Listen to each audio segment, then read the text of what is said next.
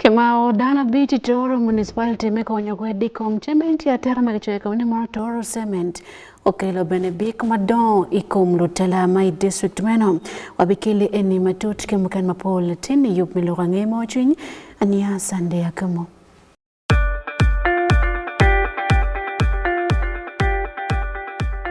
At least the one thing for now we can all agree on is the soap to use.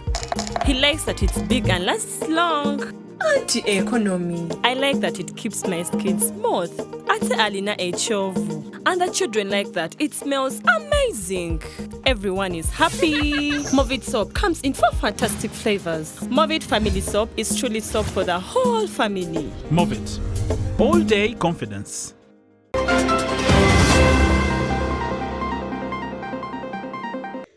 Notela mai council Metoro district miatikiriye mwaka won kom LCB kidong la konko DG merekela chawe bilme Bukedi South piani lok mapol me bal do tero winye kom game.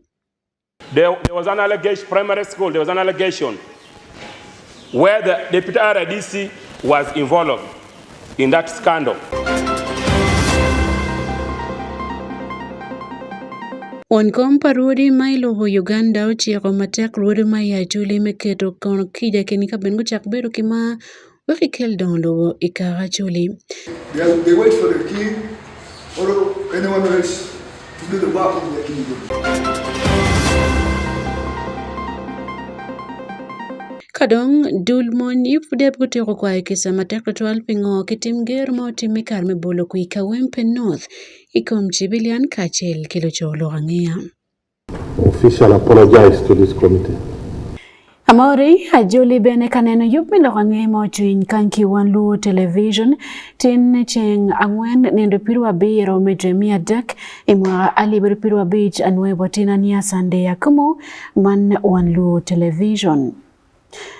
Lotela malo guak bebe rume Toro district gute o makodana bika bene kordi kum lotela madon ibieke lokom cement ya terra matiko ne kabir mapol magichar gini Toro district kimaro kicha makar gin mia biro kichito amo matiyo sukuru town council koroman ngi karuka kum lotela madon ikinite won komalsa beach me district man John Nokea la konko DG me district man Albert Amula kedong la chawe bilme Bukedi South man ahimbisibwe make wine mon gengiting team ku man matike lo per mapolo be katembi mwa mapol manoge tiki cha makichoi ko mane won Toro cement meye no petie padul company meno George Fono Toro municipality Oriwa pajokuri sie majotimo menyo irecho mupokere i district ma Tororo kode kama gergie junyalo kidhia desh matikaf manwang'ere ikithar tindi ma usukuru iluroge wash molwe ithi John ka itimie buchupulosi meeting. Aka inwang'irok ni washi me ituchie jotel kanyachiel gi jokursie madongo i district ma Tororo bedo jono majomiyo tim marecho me timere onyal kelo jaduong' Milton Birunji wuok Yadesh ma Elgon telo shan matimo menyo me. Bedo pa jomeka onyali nwango udi ario mopong'ie bishupulo simiti achiel kod migo simiti 380 akaman mere gi migo simiti 350 If people realize that the cement which has been exported where our government gets a lot of revenue is fake, it might affect our import earnings. So the vice must be fought so that it is got out from it. Then later, as I told you earlier, it will affect us very much. It will affect the factory also. The name will go down, and the factory employs hundreds of people who earn a living. Once the factory's name is dented, then the local people who benefit from it as workers will also be affected. Bende onyale mako jumogo konyo jokurisiem gitimo menyo men. Already 5 culprits, suspected culprits, have been got, and they are helping police to carry out further investigation. The investigation may later encircle other people apart from them. The rumors try to talk about so many leaders around who could be knowing what has happened and are involved. But that one I can't confirm. I leave that one to investigation police to investigate, and the Office of Director General of ISO to come out with the truth after interrogating, especially now that they have the 5 alleged people involved. Me kibedi hola mara pena manuangere ni bishupulu simiti itimi district matororo titana kamu pokero pokere. Jakuru siye mogo moko mito ni watuchi nyingero mar matich pere. Onyalo wachuruan paka jotel madongo i district me ma idier John tie won komara beach district matororo John Okeya. Jaduong maludi ngat machunguri president ipiny ma Uganda ki district Tororo Albert Amola, Kanyachiel kodi RPC mabuke di South Fred Ahimbi Sibwe, juntie yuchien mati marecho men. A whistleblower brought us to book and we came early enough. That's how we managed to get trucks loading, fake cement, trucks loading, offloading, fuel, and when we continued at around past midnight, then they started confessing that this crime has been happening here for so many years. It cannot stop within a day because most of our top leadership, they on payroll. They receive money monthly, they receive 200 liters in their double cabins. Moreover, government double cabins, they come, they take.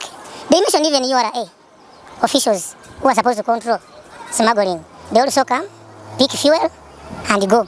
But today at least we have managed to make a thorough search, and you can see the results are really alarming. You can see that here we are seated on a timing bomb because we hear buildings collapsing in Kampala because of fake cement. Kumbe we are seated the next a stone throw from the factory, but that's where they are mixing soil in cement and transport to different parts of the country. People who are involved, those are they mentioned, LOC5, RPC Tororo, Region Bukedi Region, the OC stations, URA, and the OC operations. And all of the UP patrols of Tororo, this is their fuel station. From Monday to Monday. That's why you will never come and succeed. Even to manage this operation, we inform the police after cordoning the entire place. That's how we have managed to get these results. Menyo pa jome bendo choko wadhilero pakin wango lo kilo 500 mafuru eme kwanyo kodi ya dech ma isimba kuare manuangere ya dech manjero district ma Jinja tiruo kodi kilo 50 ma simiti maber nyaka ng'ei iketho imagowa simiti ma Tororo cement titana kamo pokero pokerem. Iloka ng'ea mochwiny gi Wan Luo TV, an George Ofuono gi Tororo. Majal Kimeno inge lok mukati ni mono kachoke ma council ma ikero lawu ni mani Toro District Council menya mola kombiekli muye loko dogwa tutwale kar magichako kon lok ni mono mikariem do tera mokene magiti district mone kin la konko DJ Metoro kidong la chaka we bilme bukedi South Kid District man ko bet pere piane ko miku winye komgin kachoke mano loko dogo ge piane mon council ma mikariem wo man Albert Amula gin ki Freda Imbisibwe kabene ko ne kireyo o komon komel sabi John Okeya ni mon gitiko ne lokom yupo chementi matia tere kiben giti neno lokom kwalo ngom nyobene ma ngom padano ikindie muken mapol ti bene kwalo limpalwak magen giti office ni karibet kumeno la konko DJ Metoro District wani mon ko ti komen penti tit magwato twal itika moyo wa lokom dano mokene magiti mobile magitika tit bilwak mai Toro District wanen kong report man matut committee. Whatever inquiries you have is directed to the lead of government business. Shan makikika onyalo chakirok tekin dhako duongi beti andera matelo odipido i district matororo donjom. Ka amadhako duong Rebecca Akumu maludi ng'e jatel buon komarabishi district me onyalo ketho imeza kitawo maluo kuom milega pesa oro ganareo gi 25 oro ganareo gi 26 magenere nile oro lak pesa maromo bilion 84 toni wiye awuchiel. Tekin dhako duong me shogi me japido machunguri gombla nyang'ole i district matororo Patrick Omare onyalo wuodho wach mantie matimere gi kuom pokere i district matororo. Wach makuo i district me onyali tushie jaduong' Albert Amula mubedo ng'at malu dieng'e jaduong' machunguri jatel piny Uganda ka i district ma Tororom RPC Mabukedi South Fred Asimbi Hiwe kanyachiel kodi wuon kom marabich i district ma Tororo John Okeyam. Madam Speaker, we have had so many scandals in the government projects in the district. Morkatipe view, there was an allegation, primary school, there was an allegation where the deputy RDC was involved in that scandal. There's an allegation of the land transaction of Kayoro with the Indian Kanti of Simba Cement. The deputy RDC is being mentioned. There is currently counterfeit cement in Tororo, the 6th highest taxpayer company in Uganda. The deputy RDC's name has been mentioned as among the shareholders, if not the proprietors or beneficiaries of the counterfeit cement. Wetlands, in scandals of wetlands in villages, chasing people and getting other people to use the wetlands. You find the deputy RDC is alleged to be involved. Iyuak pere omaro nyalo kwayo odi pido i district ma Tororo ni joyere ukethi jome gichien kanye timo menyo iwach maluere ni jotie gi tim makuom.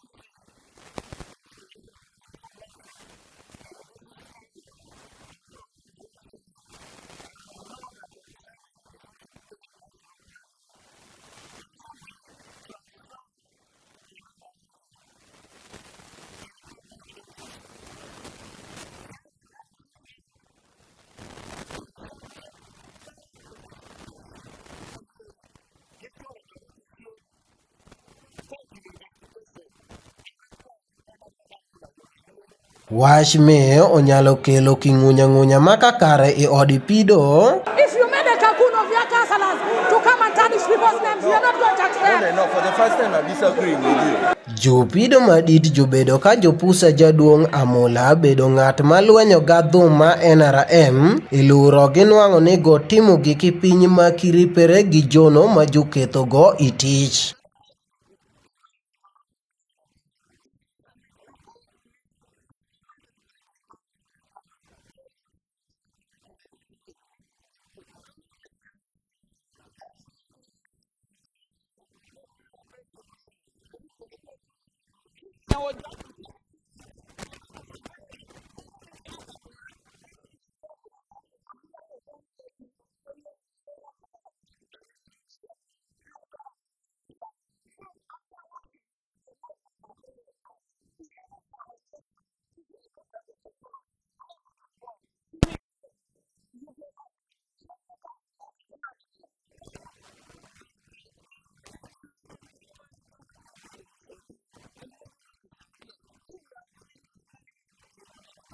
Jola oromin pa jomar office ma dio wach to ka gongo i office la mio government odonji oniangi makar. Tori go wach pa jome mejeo obedo gi tuodom. I think now, because we have overstayed in this district, we are very close to the leadership in the district, and some of them are in bad books with the leaders of the district. And for us, we are working with the very leaders they elected. So now they think whichever transaction happens in the district, we are part of it. For us, we are doing our role And we are here to work with the district chairperson. We are here to work with all leaders. So these leaders who are against the district chairperson, because we work with the district chairperson, they think we are part of the racket. Re amula jupido me maditi jolwenyo gi go iluro ginwango ni pama juntie gi paro ni nger maguti ye gadieri nyalo kedho timpa joma recho ilerom. The office of the RDC, we have been working. So when they say that we have been working, it is a witch hunt because some of them are proxies in some of these deals. But we have maintained our zeal. We shall continue monitoring government projects and ensuring that we fight the vice of fake cement where their relatives are involved. Iloka ngea mochwiny gi Wan Luo TV and George Ofuono I odipido matororo. Onkom parodi mai lobo Uganda mabelti road pakara buruli ulego road dujuma ya Juli metimo kesa kenyen kebeno takatet kajelo wakanene kelo don lobo kindana matika kajuli eno limo la wirodi me ya Juli ganke matiba dekle UPDF ne chiario mechabiti no nyamulok mopole kina wani mon me kaberka tele kengen rodi ngerguti matek me otolo kahawa jinke kwa rochung matek ketika chel me kelo don lobo kai kaber malwen pa elario bala matek twale mwaka pia kiwi malwenyo bero yeko malo melo Uganda ni ladit butamanya weni mono pia tekni mon kiripe karibe ne mono enti la wirwedi wengma Uganda pia tekni mon kedbene tek pirodi makitike kwa rachuli wakaka mono donka chile kabero mokene matilo Uganda. Jackson Kitara cheki logman bein. Won komparuri mai lobo Uganda, isaburuli, mwatian sozi, mogezi, butam manya, iloke karmili muke kwa rachuli, olego ruri me chuli meti mokicha kingi wer gudwok katich kachiel me don chuli. The first thing is to reconcile. Because I've seen and I'm hearing so many people are divided, torn apart because of politics. So if you reconcile, when it comes to the side of building the institution over Acholi, come and forget the past. You Acholi people have the heart of patriotism. Because we are here in other kingdoms. They are developing so fast. But not simply that. They wait for the king or anyone else to do the work of their kingdom. Some even sacrifice, some physically, they are there, financially, they are there, spiritually, they are there. So patriotism should be among us few in order to uplift Acholi. Actually, we suffered a lot. And we are behind economically. So this is the right time. We rejuvenate. En olego ruri me Acholi me karikati kichek mamiyo dog gang duyu perayat wekidwak yat magitoni chen. Once it starts raining, either it becomes a bylaw, every homestead should either plant 10 trees. And you, the clan leaders, you, the chiefs, and the road, in the rural areas, you supervise. Because we need our kingdom to be flourishing. La lopko la wirwiri me Acholi ruot matin utia atura uto yai ruot mela mogi ojolo won komparuri ka wajoni limi ubibedo me marwat ikingi. And for us also, we Acholi sub-region, we are together with it because we are brothers, and also we are working together. The same time also, on that day we went to see you there at your palace. So for me, I'm very happy when I see also you come to see us. La wirwiri me Acholi ruot David nen achana me ario iloke ma Prime Minister okwano wajoni liman ubimedo wat ikingi kidon lobo ikom tekwar. The royal official visit shall promote and enhance cordial relations on matters of culture, tradition, and economic development between the brotherly and sisterly cultural institutions. The visit aims at fostering reciprocal friendliness between cultural institutions of the entire Uganda that will in turn promote unity, development between the people of Uganda. The royal tour by His Royal Majesty is similar to international diplomatic norms based on Vienna and Geneva Conventions that laid the foundation of modern-day diplomacy, that people must mutually, cordially, peacefully, and willingly relate with one another to foster peace, unity, and development. Pilok angea Wan Luo TV and Jackson Kitara Igulu.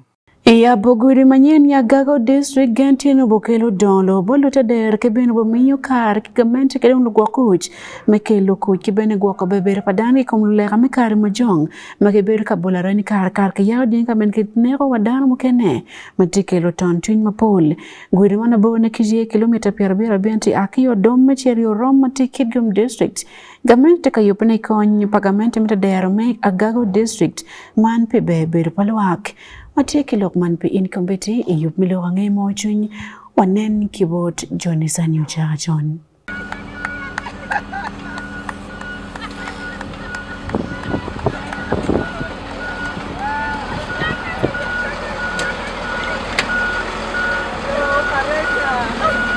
Weka berwa dong mite guri pi ka chel ki jim mukene mano ki bod gamente wero kelu don lobo ikaberu moni. Mano wero miri madiet guchako yapo gudi mekelo kuch ka chel ki megripo dano ka chel ikaberu gi kama gikpoe ye ya Gago District. Won koma beach ma Gago District Leonard ujoko piyo okaro kiloke ni guri man ubi wero luak beru ki kero me ki chan ilok me fu chalo gien maromo konyo gi riemo chan yor ma ga yawno ubi konyo pe loki doko kuch ke ken ubi ko kerme pu kerme don lo yo pat wen ubi berutie chugo be yabe kan od yat be yabe kan chukul be yabe kan pien area ne ne kirne na ngome chol ken ni ka kanyi ka pur chame ye pe doyo nyim kan chek kene pe doyo ka indi pur e kor mer kan ne ken kitengu ino ka chiel dano no upiro nyokotia angwen abich chana ngere yono ubi konyo be dokolo e ching dano nyo revitalizing the economy of the catchment areas kaka wan ko yene gia pura ubi check matek jomu puru food security gia chang bertie lokir kedine ko tin dong pe kichente mage no ki puru gwana puru nyim puru kul ubi miyo kerbo dano me cholo tin school mo ken Uganda Bumio kerbo dano me yo boat berre pe yod duma wang oni Bosco kidega won koma chel me odom is ya Dilang sub county ya Gago District olego gamente ni weka birmeno dong mero kuch mari pinaga angeri guru ni ubi konyo wa ena konyo wa ne tikiti ni kacha mo mo du juweng no beru udom machon er ko bodom do jonga kan ka chel local lok daga 680 alle na tikiti ni alego to twal ni yor be ko to meto pi ki muñ ma bene dier kay laaj me cerna Cameroon kuja laaj wek dar ko wodo jongo dok kuja ci yor pi to loka mi ario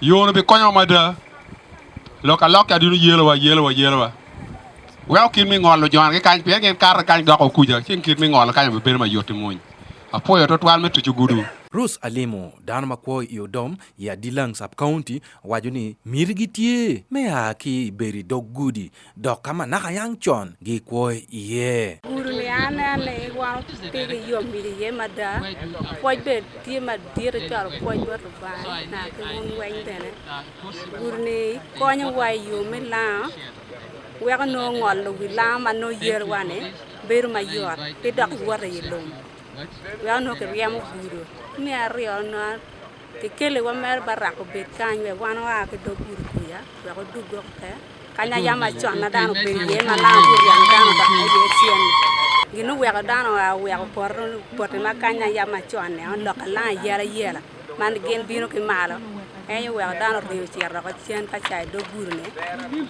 bere no dong tien mier dong dano ko duwi ngom kan ya ke ku dano ko beri ye no ke kel gin magen wanonga la pe malo wek la pe ko ye dano ko duwi ngom kan ma ya machone Wanu Doj Patrick won commercial me Cameroon. Ya yomi kom gamente me ke luguru. Security road matia konyawa lokom kare moja. Konyawa lokom down low matino tino. Mawati ye na chel kadira bo furu cham kere me chwalo chamwa chuk berbe. Na ario o yiwa yomi komadit lobo.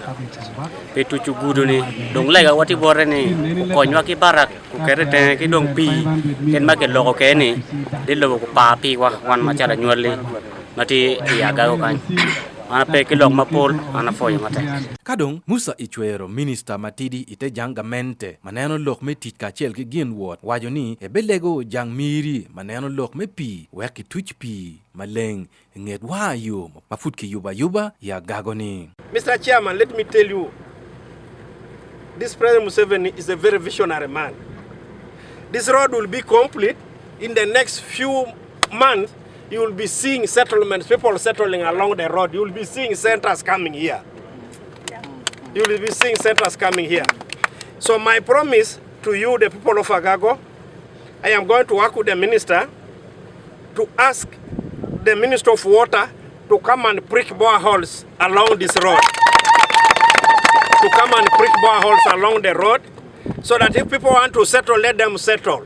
No thug will come again to cross this way. He will be shot dead. That one I know these men, what they can do. What has been happening here, the place has been a bush. And because it was a bush, it was very easy for them to come and hide here and cause manyanga. Yo man ki yabo malupa ki rupcha mala dilobo omio wek okony lok me lweny I kom kuch malo yak diay magi aki kara moja gi bienu gi yelu dano ya choli pi Wan Luo TV Joni Sani Ochara Chon ya gago. This marks total pacification of this area. Total pacification now, because this was lacking. Now it is very easy for our law enforcement officers. Not just for cattle rustlers, any lawless person is very easy to intercept now, because police will also be on this route. Itutemna ni molufu wanyo gunoli mabuki kompura nyogi gulo district tit magpuru kedi kara dujuni. Luneno lokum deer mefu kitika teke deer manyen mechao kit mechao bene pito kuriman. Kayo ne tuweni kino bene pia konyogo kone ichito anyo dero. Weko ke lima bub. Pasen polufu makaro gen piera biru adek magati lufu wanyogi. Pagiti engagement ken matuti ko majema marwate gilokum guwako kura nyoki bene guwako kajme nyogi. Weko ke lima bub ichingi David Magere Cheki Lokman P in Committee.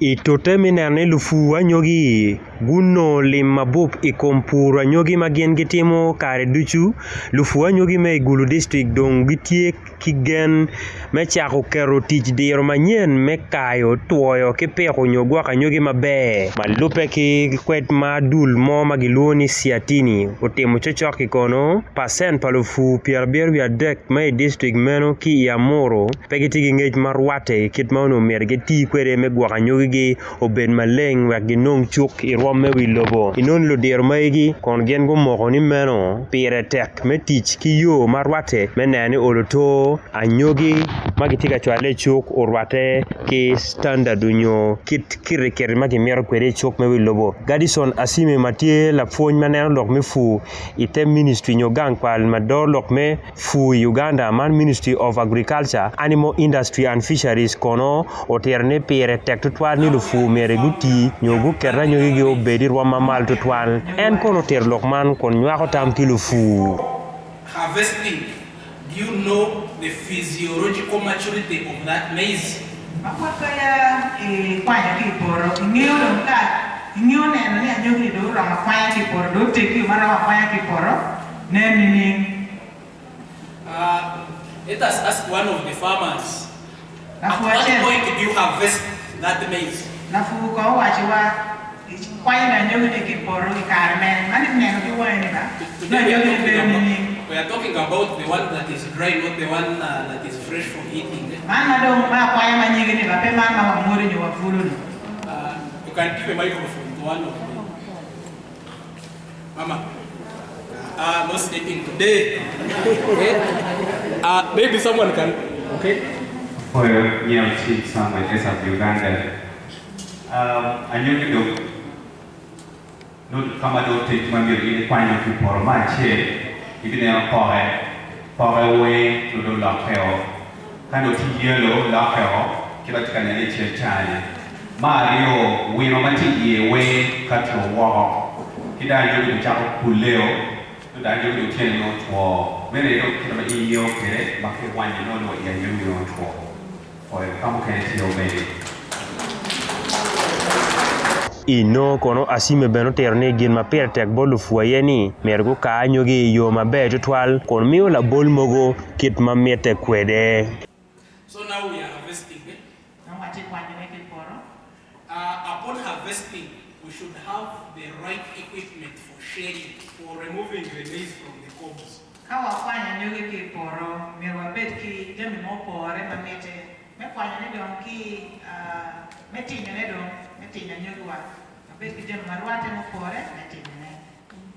In that process of removing the maize from the cobs, we often, some machines are not good, they break the maize. If the maize breaks, it is going to get spoiled.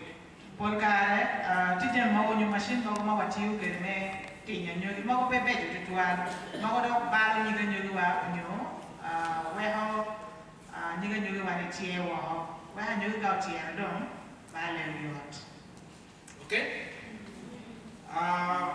Now we are going to dry our maize. Maybe one of our people here can tell us, how do you dry your maize, Mama?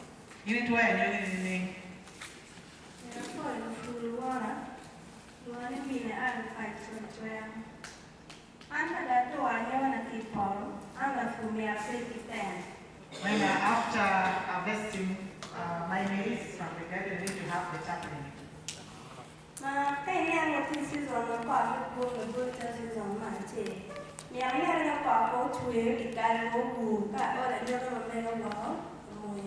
Especially during the rainy season, especially this past rainy season, after it has rained, I should not have to bring my maize out to dry it if I have to tap in the first weeks because I won't have to dry it.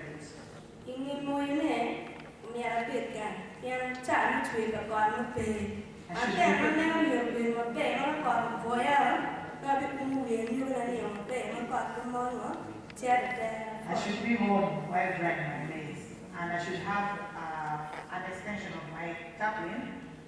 Sometimes the rain can come abruptly to cover my maize. Inon fu mapol magi agi gulu district ya moro gu beru kanyo tamma lo be kid yo mabe magi ron fur ko nyogi ka nyogi gi magi chwali choko bedi ro mamalo ga ginong binabnyo magoba e konfugi lorangea i Wan Luo TV David Magere. Now storage. After them, at what point do you store the maize? Make sure that the maize has dried very well before you can store it.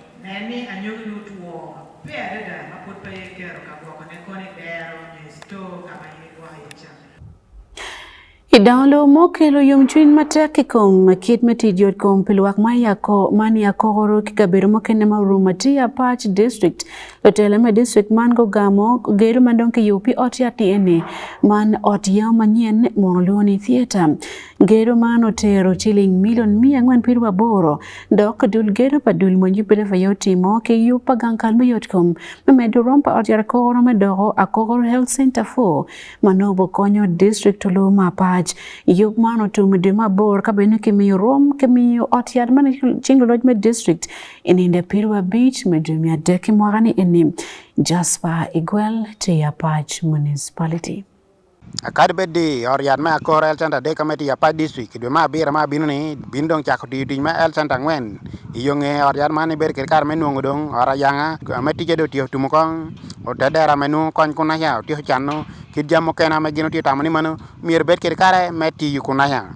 Como pirte kabri jogon, yan ke kera tuo, akoti chue, atumir matjai, miro cham gin nuru dan da tan de ko ni miro cham gin me yo gufo era ko te chwe ka teru be ngona apetie ikande woni te dum be ka teru en ka ko te chwe miro de ko ron ko cho o kire don kando do kan senta ngwen o tamo ni mi wa ambulance me yai kan we kwan pido kwan chiende moro aduong meter to apa garore jamani ya kor el tenda de kamati kere obino chare imnindo piero abich medo mabor mati maria piero adek kono ter lima me kar million mi angwen ni piero abor ko dok umon me UPDF engineering brigade ana maber kar mati yu meja kizitu muwana maber project manager me bo UPDF engineering brigade metiati ko tijman pituma na Uganda ilokere kono chengaria ya kor el tenda de ikar meti me yo german ora yangaman bot talama pa district en kono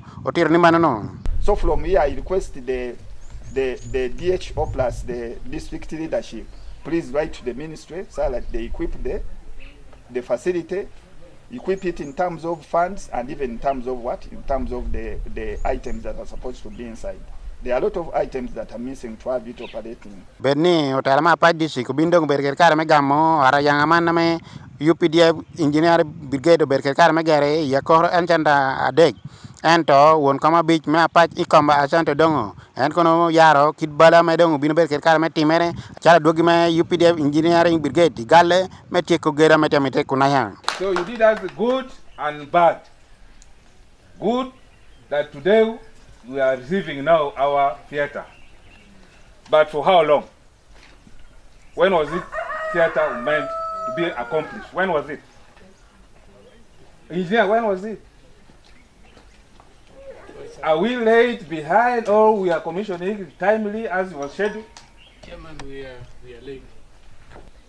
Our people died here. By the way, we lost about 3 women here. We are supposed to give birth. And because of the distance. And yet we wanted this facility to help us as far as delivering women are concerned in Akumu Health Center 4. Because we were to earmark that we were supposed to have the Health Center 4 by this financial year which is ending. And that's why I'm saying we are delayed. And we have missed the national cake of having Health Center 4 in this area. The DHO has mentioned that these services will actually kick off by July, and I pray that it must be opened seriously because our people are actually dying here because of, you see, when a person is transferred to a park, sometimes he fails to get the money. He cannot raise the money to go up to a park. But this time around, persons will get services just from here, which is a great push to us. Francis Leano chinga mobera konkor DHO mapach medokere kao mapach man abrur muongwa muonge gen kono tiro ngame gin na charo tala ma district mapach tedo timo tutamana ni mano komme el sendangwen ma kohro u report. We have already planned for medicine for health center 4. We have already planned for staff. The staff who are meant previously under the old structure we were meant to have 19 staff here. But under Health Center 4, we are likely to have up to about 138 staff. Of course, there is going to be improved maternity care services, which is manned by professionals at another level. We are going to have operation taking place. Emergency obstetric care will start taking place here and there. We shall also have now blood here at Akumu for emergency care. We shall have doctors, about 4 of them. As we speak now, we have already recruited health workers for U-Gift facilities, and in the additional PHC, already there is an advert running. We are going to recruit more health workers. So with the health workers, government is committed to operationalize these facilities. Since they have started, they have said that today they have handed over the theater. For me, I'm going to start my cow. That if there is no money, come 1st of July, bring those doctors here. The theater is ready here. Joana Pio mobera lob RDC mapach ilokere kono karma yabo germe ara yang maname dulme UPDF engineering brigade to garo yakoro elchanta de kadong ko do elchanta ngweni de mabiro en kono tiro tien ko bango mio tijman Pio mio tedero mio bod UPDF because of corruption. The procurement process in the local government is too expensive for the contractor. That's why the government has looked at it that to avoid some of those kind of construction which are not genuine, let's just give the construction to the UPDF because Wan Luo television just pagwen Yapag district. Elorangé mo kene mo ati kweri pe in kanye yup me lorangé mo chenye dul mo UPDF ko tiro ye kamen ro kwa kesa petimore ni ka won mo te me kom dano kare me bolo ku man by election ikawempe North Kampala akon kola chora widul mo UPDF man Lieutenant General Sam Mokiting okatka kwa kesa nyim committee part mo ko chek manalo kombe ber ki kop me lobo man ikarma o nyim committee man me gamo pingong ko berutie matek ikare me kuiman eno wayo bot MPs ni mono lumon mako berutie timano ke mage on na communicate committee me kwede ngomo timika wempe North timara nyimo timika umlwa kidong lo chulo kangea mako berutie kaloro doktik mameki ikare me kuiman tabeta riyo mo karangiti onen kong man matuti yub milo kange mochwin. Igana matika lok bolu jan mokojek melobo Uganda Lieutenant General Kidingo wani mon kinya dani mono pewa ki tim gero berutie doklo mon mako beringe tim gero man ki mahogin ki gero ben committee mako bukwero lok man kor ki kore. We had the worst experience where we witnessed elections in Kawempe where officers and men in uniform were captured on camera. Honorable Chair, allow me to take this opportunity to officially apologize to this committee. We are very sorry. People were arrested. The committee was constituted to investigate. As we speak, they are in jails and the investigations are going on. And we shall punish them. There is no escape, no shortcut. But once again, we apologize. Eno wani mono timpal monyi ni porwate ki chik me tij me dok mony dok bene gubo no food marwate ki ngoma gin gutimo. We saw what happened. It was purely operational mistakes. Operational mistakes. That is not our doctrine. But out of 1,000 people, there are those who cannot control emotional questions. That occurred out of provocation, but it didn't warrant that degree of reaction. Kwayo kisapa monyi tika bino ikare man machet ma politika tikom tim ger ka won mo tim kom chibilian ikare mi kwi mi ka wempe North ni. Odipo ko lorange ma pol ben kidigi me kwando tot giwogi ka bero mane pien ni mono tim gero no doko pol ma pol ben ko wane ene chawa mitik ma mekim. MPs ko jolo madaklo twale kwayo kesapa dul mon UPDF kama won kom man wako Wilson kajwenje o wani mondo diro me monyo merkene nge kero tiek manu monyo matien ge tiyo ke dak lubu la bon kalone uweke woto erupanywale Uganda. The understanding that this 11th Parliament and the Committee of Defense and Internal Affairs has, that the mighty UPDF is professional to the hilt and carries that and a jewel both at home and outside. Please keep it up. Make sure it comes to a conclusive end so that it's not repeated. Kadebet kumeno MP me Butiro mani Godfrey Waholi uchiero ministers me joke matako ni komkat kilok mawano pagitiki ngeti matut pieni mono mony dongo yada nikitimo bale wangim. They should actually advise fellow ministers not to mislead Ugandans and say what happened in Kawempe was not actually torture, but someone just saw an antenna. A minister says an antenna. It wasn't a stick, but they were carrying antenna. Pela wange mocho inye Wan Luo television, Fred Kajubi.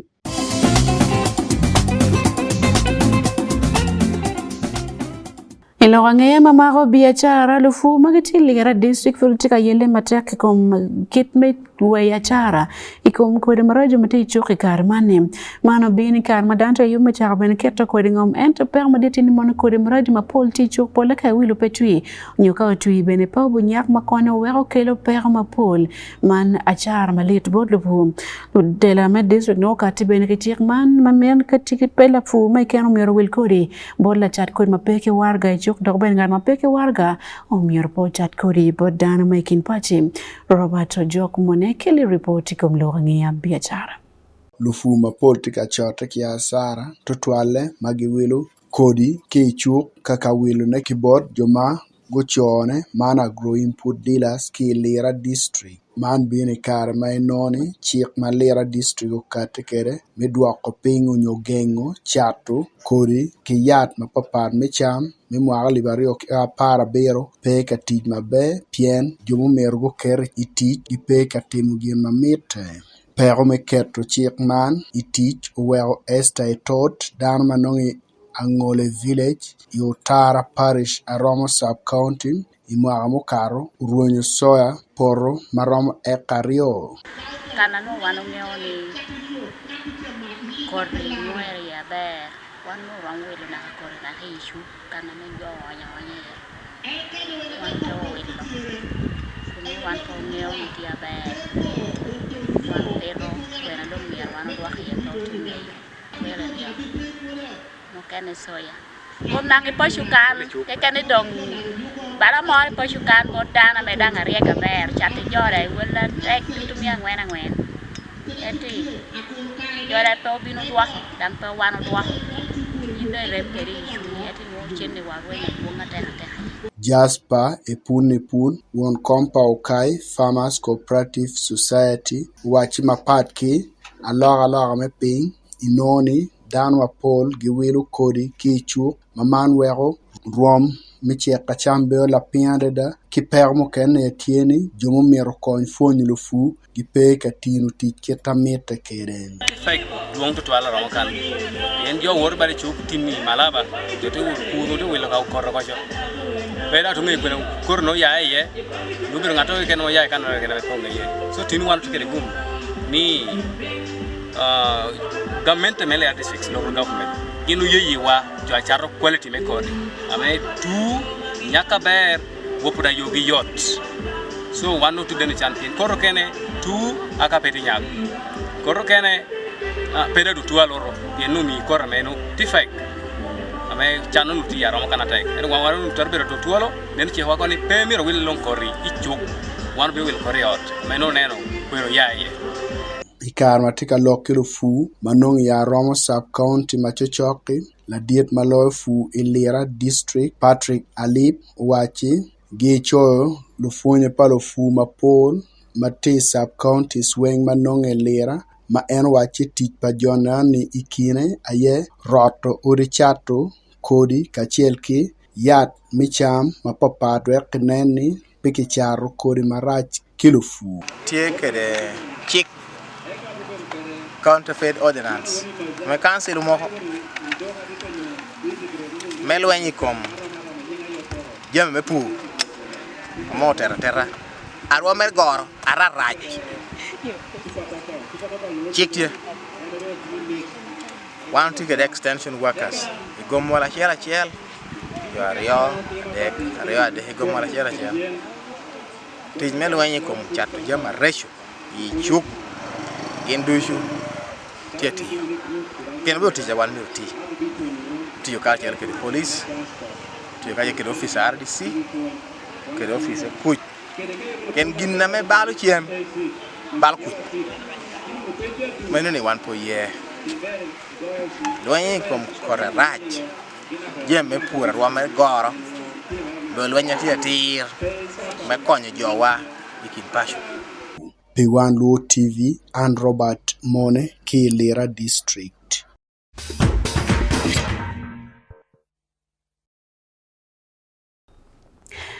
Elokom turo lungwet maramugin mapol guja kono ngwet bope ma kilomita 100 ni yake Yumbe district mabini Kampala yob moja kelauni jadek yob mandul mo yob kilungi ni mono brass for Africa magiti kilungwet makargen pia rio mo beruti kon kanen gitiyo ke karaman menyuto papa matikin mon kicho kidong bene ngo yo mekelo mon kicho katel ngwet ban ke yabatie ke Yumbe town kun James Todd Matila dit maloyo brass for Africa yo yabo kachel ki Michael Joel Nabugire Matila dit maloyo man komandan me kama bidibidi kama loria ratiko ne Yumbe district manen kong Lokman kibot Adam Gule enoberutie ikar me yapo ngwet me kilomita 100 ni yake Yumbe mechero Kampala. Malupe Kilokpa Andrew Agassi Mati Executive Director Padun me Brass for Africa ngwitman netie botut ge madit menene ke miyo ngit bolwa kama papa matikin kopa chokimon totwale maguru kumkopa nyira kimon magitelo wa Uganda kan. Hey, my name is Andrew Agassi, the Executive Director of Brass for Africa. And here with my friends and colleagues, we are racing for equality. Remember, this is a march in honor of International Women's Day. Brass for Africa runs a sports challenge that is aimed at two things. One, to expose and highlight on the challenges that girls and women face, because we are a child-centered organization and we work with the children and young youth. And this time, we started our race in Yumbe. We are going through Bidibidi refugee settlement because we have thousands of girls and young women that we support. The second goal for this Race for Equality is to fundraise for various programs that we are running, which includes giving girls sanitary pads. We know that's a key factor in helping girls remain in school. Kimot ni mono me dodwier me timo komtit yugma nitie koni bod yug maken mapol makiti kwere ikom nyoto je mapol matike lo pero ikom gwako twer pamon mbalo bene gum magitwer kidong bene neno kitme konyo gin meno je mokene maromo konyo gin kwa mabe. Eno wani moni kin pachi mapol anyira pekino gumme kwan marom kilowot kima ube mon bene yele kilo komchung ken kitmiti ulim ka bene tim geyer mapol futie ikin pachi lo Uganda. Andrew wani moni woki piem ngwejman mirgitie ben merayo lime konyo kulu pachi pa nyira alip ki alip magitiga nongo pera mapol likom kwa mekare dujum. Ngwejman ya gikine Kampala ubutum kono ndakibiara no butero nina beach mirgitie me konya nyar kijami mole ka mine no dwe kidung jim ken mapigi tego me kwa nyira.